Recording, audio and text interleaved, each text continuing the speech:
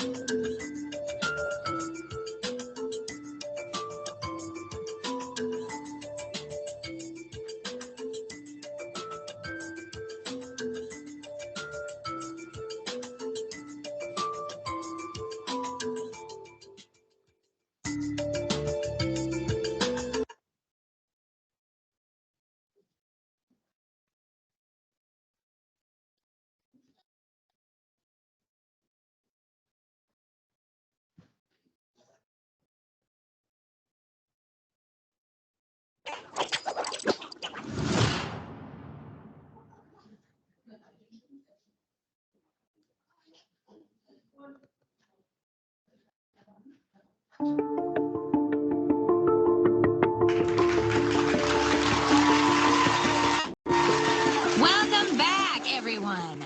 When we last left off, Pat learned that the Amber Ashland profile set up in his name was created by a hacker. A hacker who did this through online social engineering. The next step in a social engineering hack is for the hacker to contact his target, asking for something. I do remember getting a chat request. The person said something about his brother-in-law looking for an internship. He wanted my work email address so he could forward me a resume. Why is the hacker having Pat's work email address such a threat? 2 reasons. First, the hacker used it to set up the Amber Ashland account, making it look like Pat had set it up himself. Second, the resume sent to Pat contains something called a script-based virus. But I thought harmful emails trigger your computer's antivirus software. They do, and most get filtered without you even knowing it. However, if it's a piece of malware that our antivirus company doesn't know about, also known as a zero-day exploit, it can make its way through. By opening the document in the email, Pat allowed his computer to get owned by the of Pat's computer and could see every piece of information, even the email address for Pat's wife. So that's how Monica got that anonymous email tipping her to the Amber Ashland account. I'm sure all of you are wondering, why was Pat singled out? Well, there's only one person who can answer that. Please welcome via webcam a man who calls himself Liberate. So, Liberate, you realize by admitting to being a hacker on live TV, you could end up bringing criminal charges on yourself? I assure you, the authorities have no way of tracing my location or determining my identity. And I need to correct you. The term I use for myself is hacktivist. I got a label for you. How about Can you explain the difference between a hacker and a hacktivist? Money. Most hackers are after one thing, monetary gain. But hacktivists serve a higher calling, the destruction of corporate America. So then you're saying what you did to Pat wasn't solely about him? If I did this, I would have set up cheating profiles under the names of many executives. Then orchestrated the Amber Ashland hack so the embarrassing info would go public. Have you seen the stock price of Pat's company since news of his cheating scandal broke? But you're also putting innocent people out of work. Doesn't that matter to you? I'm liberating those people. They should all be thanking me. Well, there's no denying you put poor old Pat through one heck of an ordeal. And to hold out on him any longer, I think would just be cruel. So, without further ado, Monica, come on out.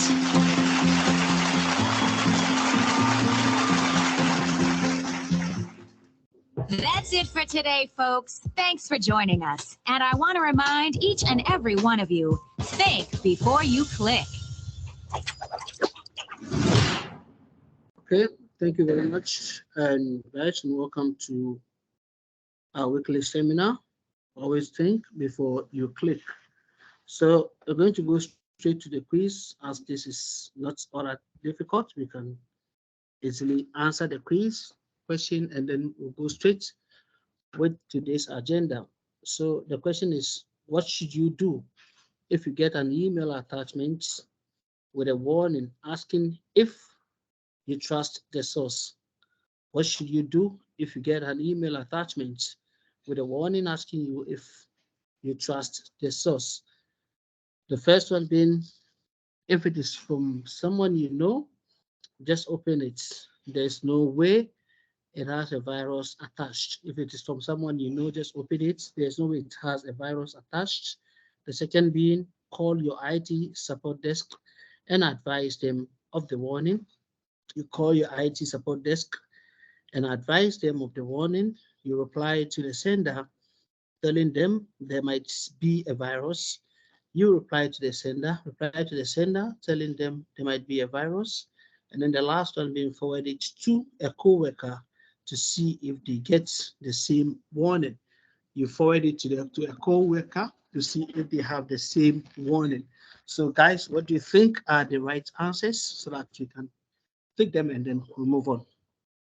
The second one. The second one, that is called IT support desk. Rightly so. Okay. Is there anyone again? Is there anything we have to add? No? Okay, so let's see. Let's complete the quiz. Okay, then it's 100%. It's a good answer. So let's go back to, or let's come back to the main hall for today's seminar. So today we are going to look at a very important topic as always, and it's nothing except something that has to do with risk. So we've always been talking about risk. We've always been hearing about risk. We've always been thinking about risk. Risk is always around us. Whatever we do, we expose ourselves to dangers and which could cause a lot of damage to our own selves. In the IT world, risk are things that should be taken serious, okay, because we deal with important data, important information, we deal with important assets, and we deal with people. So it's very important that we take every single warning, every single thing that we think could cause damage to our organization serious. So today we're looking at risk management. Why do we take risk management? The reason being, it is difficult to evaluate cybersecurity risk with total certainty. Companies rarely have full visibility into cyber criminals' tactics. So the reason why you have to take risk management serious is you can't see what the attacker is planning. You don't know what the thief is thinking of doing to you in order to cause harm to your house, your organizations, and what have you. So that is the main reason why anything that you see that you think could expose you, could give access to any unwanted intrusion or wanted attack, you take it serious, you manage it well. Their own network with vulnerabilities or more unpredictable risk like severe weather and employees' negligence. Weather is something that we don't have control over. That is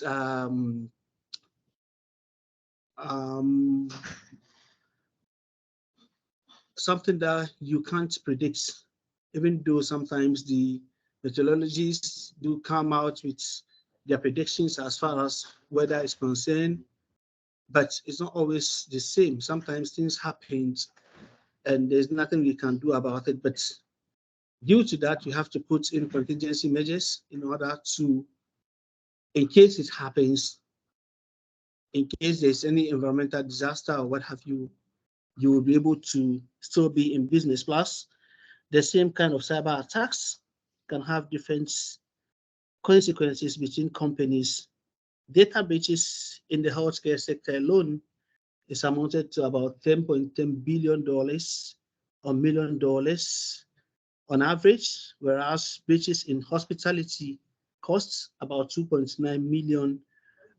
This is a research conducted by IBM, and this is what they found out, that in totality, on average, $10 million is being lost every year on data breach alone, and then other areas too has 2.9. For these reasons, authorities like the National Institute of Standards and Technology, NIST, suggest approaching cyber risk management as an ongoing it's an iterative process rather than one-time event. So it should be a continuous process. Revisiting the process regularly allows a company to incorporate new information and respond to new developments. So doing that would inform you, will give you more knowledge about what is happening, and then what would happen. You can use that to project or predict what will happen in the future. So that is why we have this emergence of AI and the rest. our machine learning, which also tells us due to a past records, it will be able to predict what will happen in the future. So risk management is the process of identifying, prioritizing, managing, and monitoring risk to information system. So just you identifying the risk, you prioritize it, you manage it, and then you monitor the risk. The first point of call is you knowing there is an existence of risk. When you know it, then you prioritize it based on its severity, based on the kind of distraction that it could cause to your organization, or based on the time within which you'll be able to mitigate it. Sometimes people do prioritize things based on the cost involved. Yeah, it is important, but sometimes too, when you look at the time that you'll be able to mitigate, to manage that particular loss or damage that has been caused, will also make you think that, okay, this particular server, because it contains a lot of information, a lot of data, I don't want to have any shutdown or something of that sort. So I'll prioritize, I'll give it the highest priority. So in setting up, let's say, asset for how they call it, vulnerability checks, I'll put it as the highest priority in that I try to check almost every time whether there's any hole within that particular asset that could be taken advantage of. So prioritization is very important. Sometimes to some assets, because you don't have much need for them, you can give them a lower priority in that even if you realize it's at fault, sometimes you can even not necessarily ignoring it, but you leave it for some time because you have to attend to a very important asset which has also been exposed. So prioritization is very important, and then you manage how those assets are, or you manage that risk that you've identified within those particular assets. After that, you don't just go sleeping, but you continue to monitor to see if there is any changes within that particular asset. So it is an ongoing process. It's not a one-time process. It's something that should be continuous. You always have to do that. Companies across industries use cyber risk management to protect information system.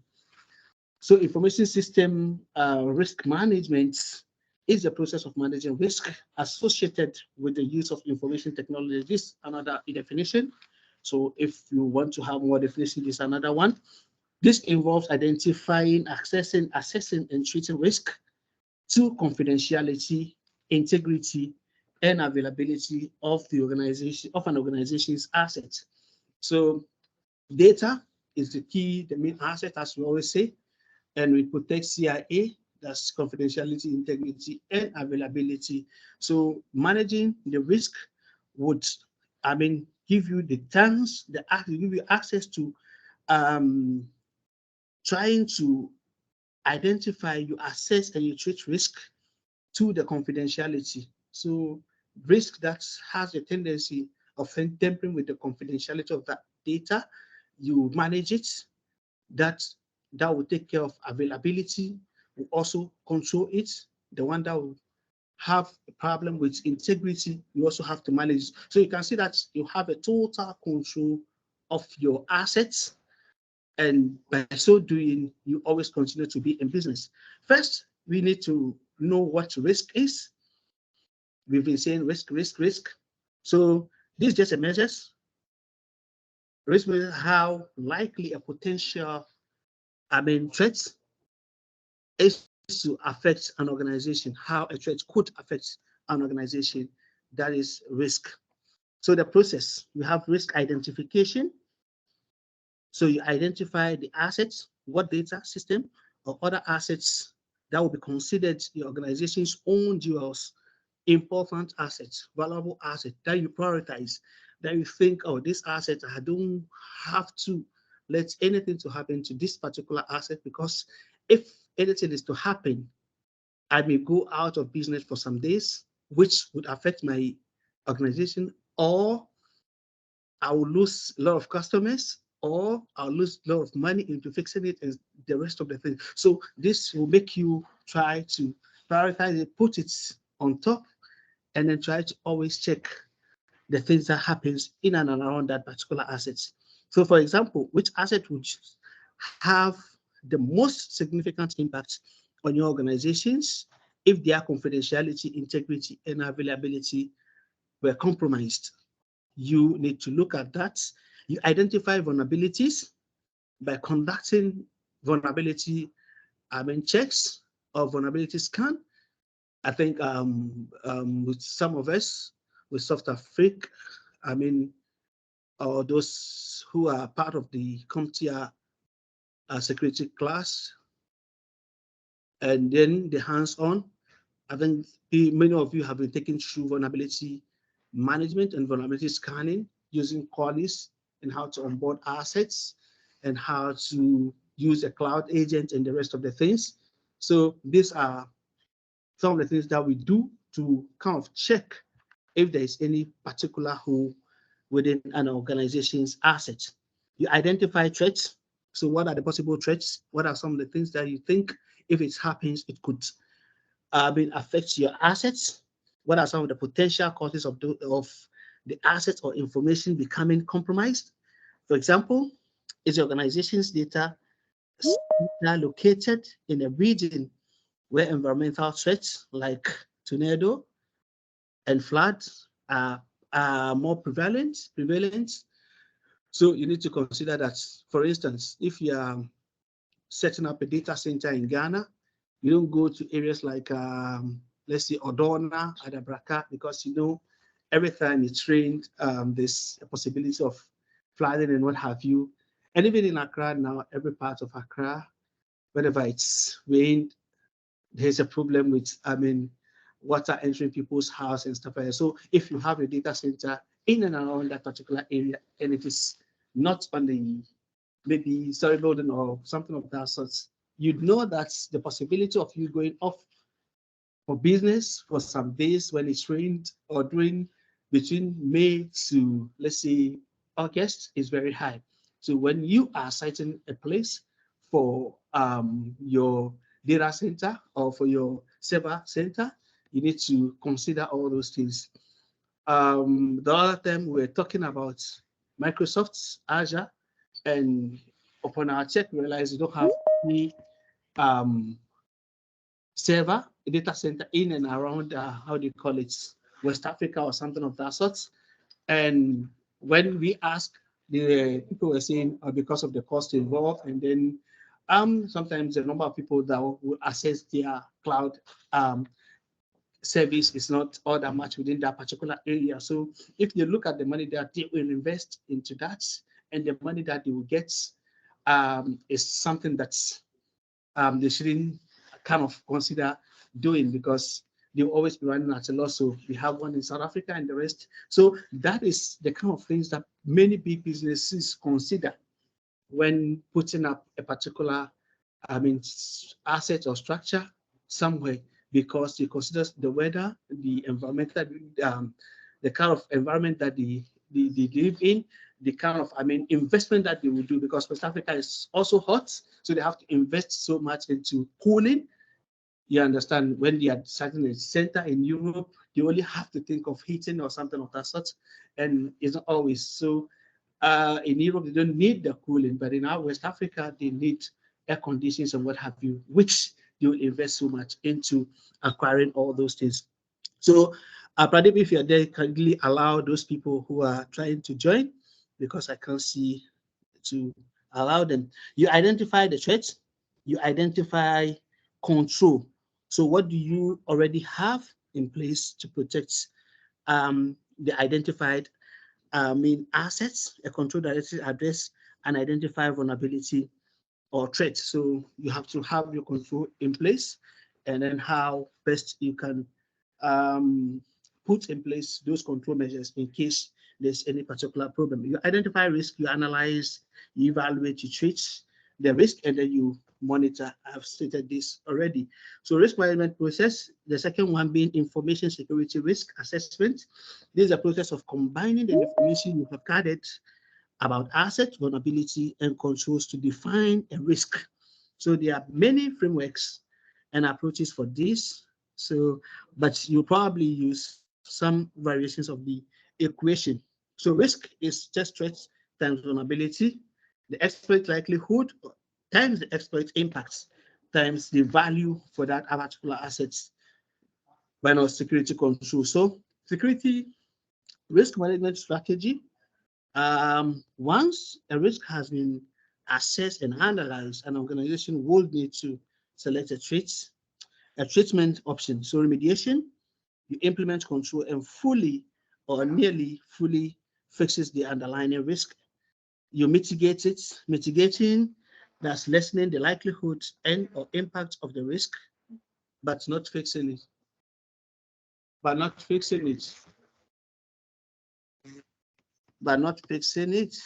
Okay. So transferring risk to another entity so your organization can recover from the incurred cost. Risk acceptance, not fixing the risk.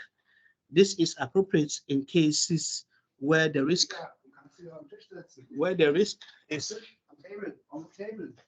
Erst, weil hier ist nicht gut, weil where the du risk hast und in Bedenken gehen, zap, zap, zap, weißt du? where the risk. My English is shit. Aber I learn. Kindly give me a minute. Mach ganz ruhig, Digga. Ganz ruhig. Can I help you? Comment. Yeah. I help you. Yeah. Yeah. So Hier. Hier weg. yeah, risk avoidance, removing all expenses or exposures to an identified risk communication. So regardless of what or how a risk is treated, No for you. No for you. regardless of how a risk is treated, the decision needs to be communicated within the organization's stakeholder, need to understand the cost of treating or not treating a risk nationwide behind that decision. So the rinse and repeat. This is an ongoing process. If you choose a treatment plan that requires implementing a control, that control needs to be continuously monitored. You are likely inserting this control into a system that is changing over time. So ports being open, code being changed, and any number of other factors could cause your control to break down into a month or year following its initial implementation. So effective risk management, how an organization decides to back up its data, risk calculation and potential negative impacts, allowing the employees to remotely connect to resources, the management and mitigation of the third-party risk brought by the vendor business partners. So these are all effective ways to kind of manage this risk. Risk system and devices to prioritize for high security, safeguarding to reduce potential risk, such as supply chain attack or data breaches, the implementation of an incident response plan to mitigate the impact of potential IT-related incidents. So effects of improper risk management. We all know about data breach. If there's risk and you don't manage it, the possibility of your information, of your data being stolen, being taken is very high. The possibility of your asset being taken over is also very high. Hardware and software defects, bugs and system malfunctions. So your system could be infected with malwares that could hinder the smooth, or that could hinder, that could, affect your organization's, smooth running. Regulatory risk, failure to comply to updated, changed or modified laws to regulations. So when there is a data breach, the possibility of your organization being fined or your reputation being destroyed and the rest of the things is very high. Cyber threats such as viruses, ransomware, and other type of malwares. Human errors, example, loss of physical devices, successful phishing scam, and the rest. So these are financial costs, reputational damage, as I said earlier, natural hazards, example, fire, flood, and the rest. So if your organization is having a problem, that you realize that this particular problem could cause a harm to my organization, and you don't fix it, it will end up in a disaster. We've always been hearing in Ghana that most of our markets kept burning every now and then. After every 3 months, you hear a market burn, especially in Accra, Mokola, Kantamantu, and the rest of the market. These are business centers that people have invested so much money into, which many people have gone bankrupt as a result of this fire. The causes of this fire, it's as a result of a negligence from a particular, person or something of that sort. But it has been happening. But what are our authorities doing to fix this particular problem? They don't do anything. Sometimes after the fire, they will say, "Oh, it's an electric force, it's an electronic force, or electrical fault, or what have you." But many people kept on losing money. So these are some of the risks that sometimes we see it, we overlook it, and then it end up hurting us. Sometimes you go in home, you forget to off the lights that you're on, or maybe the fan or the air condition, and the rest. And these are some of the things that are causing problems within these market centers. The same applies to our business, our organizations. So we have to make sure that if we have a negligent or maybe an employee who is negligent, we always have to correct him. We also have to train them. We also have to make sure that we check and we guide them. We also have to have a third eye to whatever is happening. After everything, you have to recheck before we know that, oh, everything is set. As a manager, as a senior, colleague, you don't have to sit somewhere after issuing your command to your subordinates thinking that he is supposed to do this. You shouldn't sit there and think that he has done it, but rather you have to go back and cross-check to make sure that whatever you ask him to do has been done. In order, this will go a long way to help us prevent or protect ourselves from any unwanted risk. In conclusion, identifying potential risk and points of vulnerability is as a result of proper risk management. If you have proper risk management in place, it helps you to identify any risk and points of vulnerability. If you have a 360 look at your assets, you will be able to always see whatever is happening that needs to be taken care of. Classifying data. Data that you have needs to be classified in order to attach importance to those data. Some data should be classified as important, some as very important, some as I've forgotten this name. Who can help me out with this names that we have for this important data? Based on its severity, based on its importance, we have classified information. Okay, these are information that's no one needs to know about it. These are sensitive organizational decisions or sensitive managerial decisions. When it comes to government, we have classified information. We have, and the rest of those terms that we use for identify to just differentiate our information data. So you have to have that classes for your data so that you'll be able to, know that this particular data is something that is meant for everyone within the organization. So everyone needs to know this particular information is meant for only top ranked managers within the organization. This particular information is meant for only the manager and the finance, manager or director or something of that sort. So these are some of the things that you have to know that, oh, this person is not supposed to know it. And then you make sure that it doesn't get to that person who is not intended for that particular message. Prioritizing and evaluating the information risk. So prioritization, as we mentioned earlier on, evaluation, you assess the risk, the information risk, and then setting the risk tolerance and establishing IT risk management process. Risk tolerance is very important. You have to set a threshold for a particular information. You know that if this is to happen, then I have to let go with it, but it shouldn't exceed to this particular level. So maybe we have your levels from 10 to 100.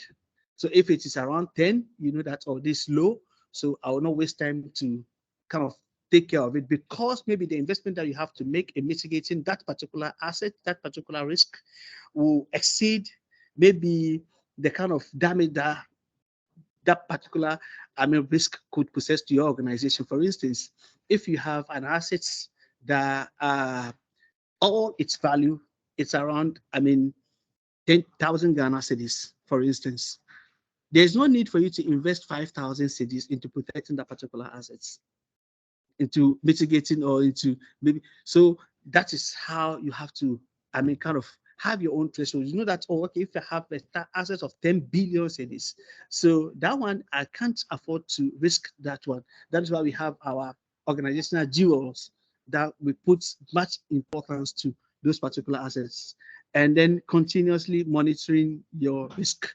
So risk has to always be monitored. You continue to look at it and make sure that everything is intact and everything is safe as far as your organization is concerned. So thank you very much for your time, and sorry for that particular problem that happened. There are some people around here. It's a security area. That is why they are just checking to see everything is in order. That's why you heard that particular noise. It's a security guard who happens to check whatever is happening in and around where I am. So sorry for that. I'm done. So if you have any question for me, I'm here. I'm all ears.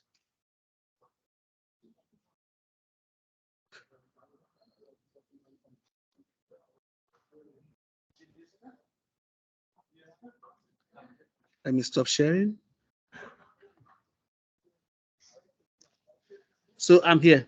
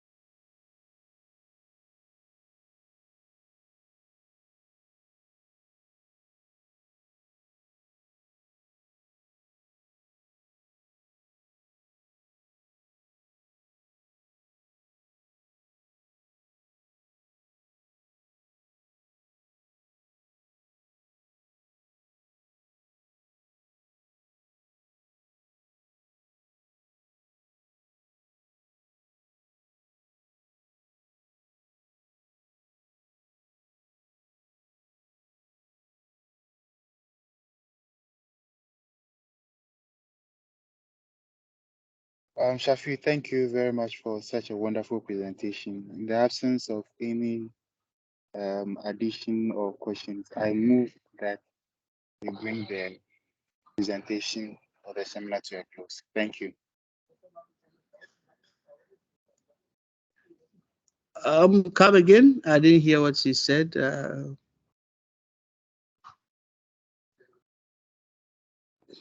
Hello. I said that was a wonderful presentation, straight to the point. In the absence of any questions or suggestion, I move to the closure of the seminar. That's good. Thank you very much. Madam Janet, the floor is yours. Yes, Sophia. Interesting. Yeah, thank you for today's session, and a big welcome to all our new attendees to today's program. We're happy to have you here. And also thank you to all the old attendees who have joined in today. So yes, we are Softaafrique, a leading IT firm and cybersecurity company. Are you looking at investing in yourself or investing in a career that has the potential of making you earn 6 figures? Have you taken a cybersecurity course already and need to build your confidence with constant practice? Then Softaafrique is here to support you all the way. So apart from all the benefits that our students enjoy such as having expert instruction, that's getting trained from industry professionals, and also gaining practical experience by tackling real-world cybersecurity challenges, and also learning from a cutting-edge curriculum. Thus, our curriculum covers a wide range of topics, helping us students to stay up to date with the latest trends and best practices in cybersecurity. We also support all our students with more. And so we help them with tailored resumes developed based on their training, and also interview preparations with continued support until they get a secure position. We do not leave them when they get the positions.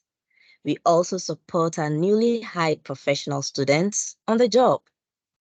In fact, if you have these interests, then come to Software Freak. Admissions are on a rolling basis, so do not wait. Contact us today on any of our social media handles, and we will be glad to work with you.